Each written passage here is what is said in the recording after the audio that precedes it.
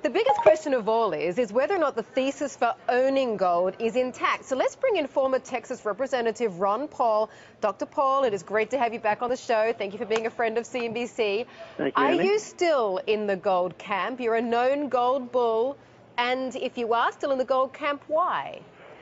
Well, probably in a way not that many people who do investments think about it. I don't think about investing in gold and trading gold. I don't do any of that.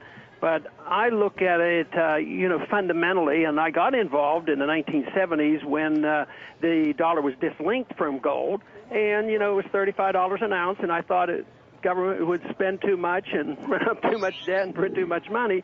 So it really has, been doing exactly what I expected. But even in the 70s, gold went up to 200 and back to 100.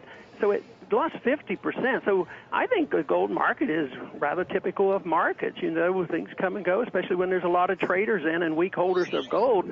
But the people who know and understand gold, they're buying gold. I mean, they're lined up. Coin stores are running out of silver and gold the other day. It was hard to find it, the real stuff. But in trading, that's a different story, and I don't do that. I mean, you're absolutely right that markets come and go, markets go up, markets go down, and yet you've got skin in the game, right? I mean, I believe you said that when gold, sort of started its descent, you were saying, look, I'm not worried about this, but personally, how much money have you lost on the gold bet that you've made? Well, I haven't really calculated because I have coin collections and things and numismatics, and I wouldn't want to, I just don't think of it that way. It's sort of like, do you think about your cash value of your insurance policies? I don't do that. But I do know that people who are concentrating or making this emphasis or trying to downplay gold, where were they for 12 years when it was the biggest bull market of any commodity ever? 12 solid years it went up.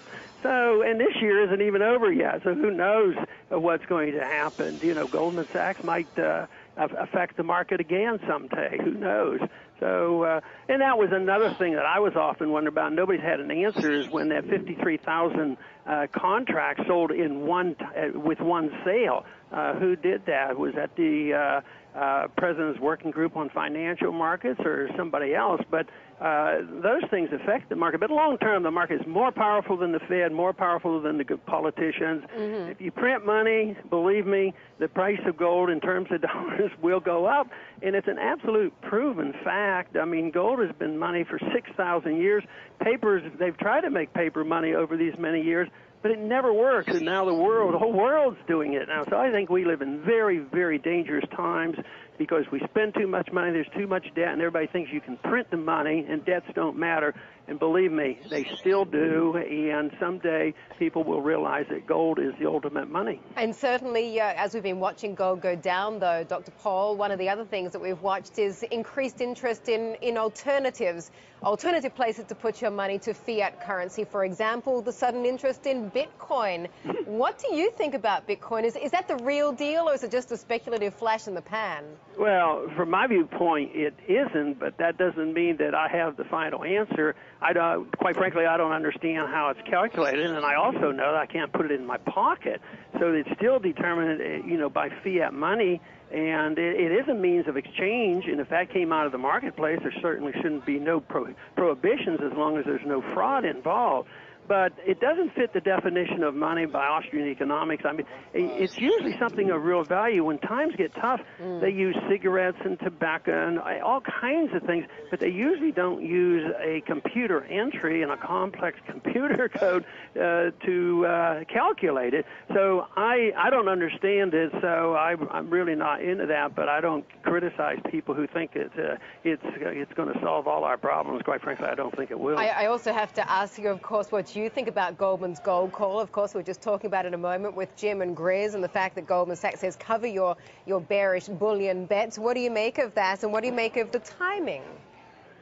I have no idea. I think they obviously look at the market and they have ulterior motives and they make a lot of comments, and I have no idea what their purpose is, but I think the markets, these announcements have effect, and what governments do have effect, and what our Federal Reserve Board chairman says, they have effect, but only very short time. Markets are very powerful.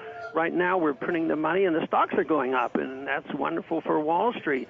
But that doesn't mean it's going to continue, and what Goldman Sachs says about gold may have an effect today and tomorrow. But ultimately, it's the printing press that determines the ratio between gold and dollars. What do you mean exactly by Goldman's ulterior motives, which is the words that you used? Well, I have no idea what they want to do, but they make comments like last week, and it's sort of, people use that as an excuse for the market to go down. I think markets were destined to go down, and when we find something like an announcement by Goldman Sachs, we have no idea, is that accidental or what? I have a better analysis of when the Federal Reserve and politicians make announcements, because they always have ulterior motives. They're always wanting to talk people into something that isn't really true. So people in the market may well do the same thing. Thank you so much for joining us, former Representative Ron Paul of Texas.